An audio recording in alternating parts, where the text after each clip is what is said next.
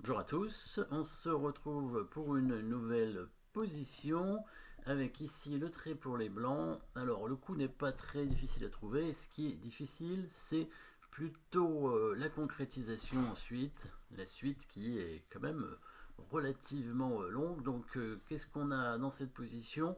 Les blancs ont quand même un cavalier de retard. Dame, tour fou contre dame, tour fou, cavalier pour un pion, c'est tout. Mais avec leur prochain coup, ils vont récupérer du coup leur pièce, même plus peut-être, non, seulement la pièce. Du coup, qu'est-ce qui se passe ici? Le fou ici peut être pris sur échec, donc ce sera un coup forcé. Mais dans ce cas, la dame va reprendre, ce serait un échange qui semble pas très intéressant. Est-ce qu'il y a une menace de mat plutôt dans cette position? Alors il n'y a pas de menace de mat en un coup, mais menace de mat en quelques coups, effectivement, puisque le roi est affaibli, le roi noir est affaibli sur sa 8e rangée. Et il suffirait probablement, alors je ne sais pas si c'est une menace de mat quand même. Mais non, parce qu'il y aurait quand même une case. Ce serait une menace, peut-être une menace de mat, mais vraiment beaucoup de coups. En tout cas, un coup forcé, ça c'est sûr. Et on profite du clouage du fou, évidemment, qui ne peut pas bouger sur cette diagonale, puisque il y a le fou qui est là, et on va du coup jouer le coup de tour en A8 pour...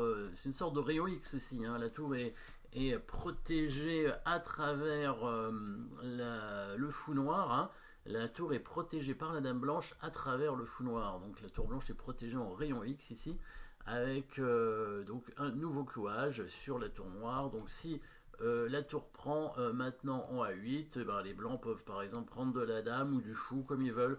Peut-être du fou c'est mieux. Bon, c'est vrai que le roi noir est faible, donc on peut essayer de conserver la dame pour créer des menaces de mat. Les blancs qui auraient évidemment une position avantageuse dans cette finale. Les noirs qui vont décider de prendre le fou, puisque évidemment les blancs finalement ne gagnent pas tant de matériel que ça. Ils récupèrent qu'une qualité. Et donc ils ont tour et pion contre fou et cavalier. Donc voilà la façon de concrétiser. On va pouvoir bien voir, parce que ça va être assez forcé. Alors là, le cavalier ne peut pas couvrir, sinon il est perdu directement avec le coup de dame ici. La dame noire ne peut pas protéger le cavalier, même en faisant un échec, ça ne sert à rien. Le roi blanc va simplement bouger, il n'y aura plus d'échec, et le cavalier est perdu. La dame blanche, évidemment, qui protège la diagonale ici, donc pas d'échec de la dame noire, ni même du fou. Donc le seul coup, c'est bien le roi qui avance ici. Voilà, donc on a cette position-là encore, toujours pas terminée. Au niveau matériel, c'est équilibré. Même si un pion passé en finale à l'aide de la tour, c'est souvent mieux que cavalier fou, mais c'est un pion passé au centre. En tout cas, il y a encore les dames sur l'échiquier, donc il y a des possibilités d'attaque. Et là, on va chercher un nouveau coup forcé avec les blancs. Le seul coup vraiment qui va permettre aux blancs normalement de concrétiser cette position. Coup forcé, alors il y a des échecs, évidemment, toujours des échecs. Sur dame B7, le cavalier va couvrir obligatoirement. Et là, par contre, il pourra être protégé par la dame, puisqu'il y aura un échec qui permettra à la dame de revenir protéger le cavalier. Par exemple, dame B7 échec, cavalier E7, tour D7, dame C1 échec, voilà. Le roi bouge quelque part. Et du coup, la dame revient en E1 pour protéger le cavalier. Et voilà, le cavalier comme ça est protégé. Du coup, on va plutôt créer une menace de mat dans cette position avec le coup de dame en C6, avec la menace de mat ici, beaucoup plus fort que tout le reste. La menace de mat, ça permet de parer aussi cet échec de la dame, donc la dame noire ne peut pas revenir défendre. Du coup, les noirs sont obligés, pour parer le mat, de mettre leur cavalier au milieu. Et on va voir la suite, comment les blancs vont concrétiser. Dame E8 échec, roi E6. Ici, une menace avec les blancs, toujours en parant l'échec. Donc c'est toujours ça qui est intéressant. Les blancs qui évitent le contre-jeu tout en créant des menaces. La tour en C8 qui va menacer le coup tour C6 avec au minimum le gain du cavalier. Le cavalier est cloué, donc il ne peut pas prendre la tour. et la tour contrôle la case ici en C1, donc pas d'échec. L'autre menace, c'est la tour qui arrive en C7 pour attaquer le cavalier, hein. Donc par exemple sur un coup de fou ici, on pourrait jouer le coup de tour C7, et là le cavalier est en grand danger. Il peut avancer ce pion pour protéger avec sa dame, mais on va probablement faire un petit échec ici, et on devrait réussir à gagner quelque chose, parce que s'il vient en F6, il bloque la trajectoire de la dame, donc on peut prendre le cavalier. S'il vient en F7, le cavalier est cloué, du coup on peut prendre le fou, etc. Donc on voit la tour et la dame ici qui sont très forts en attaque. Le seul coup, c'est la dame qui revient en D5 pour essayer de protéger. Alors ça empêche le coup tour C6, et ça permet de protéger le cavalier sur le tour C7.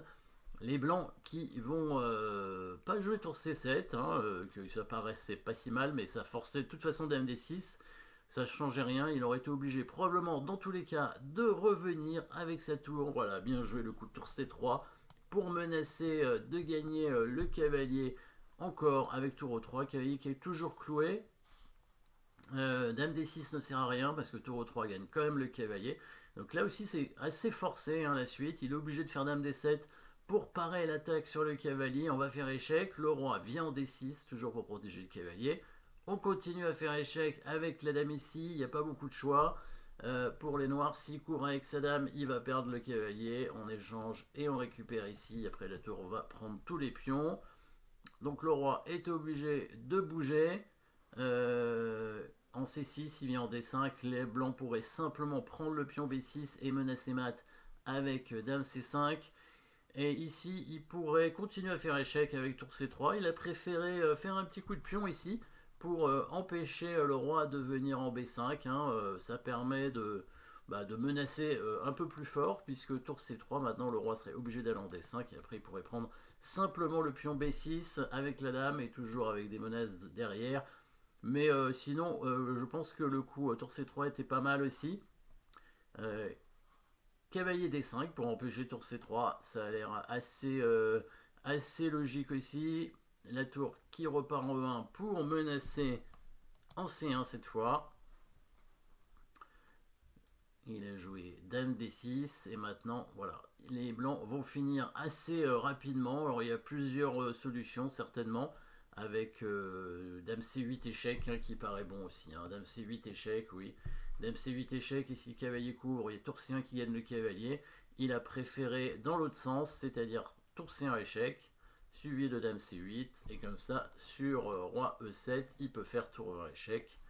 Et là, sur roi F7, il y aurait le mat en 8, hein, donc ça obligerait les noirs à donner leur cavalier. Bon, ils vont devoir donner toutes les pièces, et là les noirs vont abandonner, hein, mais il aurait pu continuer comme ça. Voilà, tour prend, avec le fou qui court, évidemment, hein, c'était la seule façon de jouer, mais bon, là, évidemment, la position était perdante, hein, il n'y avait plus qu'à bouger la dame, peut-être dame B7 échec, etc., avec une qualité et un pion d'avance. Donc, ce qui était intéressant ici, c'était le premier coup, bien sûr, hein, le coup de tour en A8 avec le rayon X, et on joue sur le clouage du fou, mais ensuite aussi la petite fin, hein, quand même, hein, c'était le champion du monde, Michael Tal, qui jouait avec les blancs. Merci d'avoir suivi cette position. N'oubliez pas de vous abonner. À très bientôt.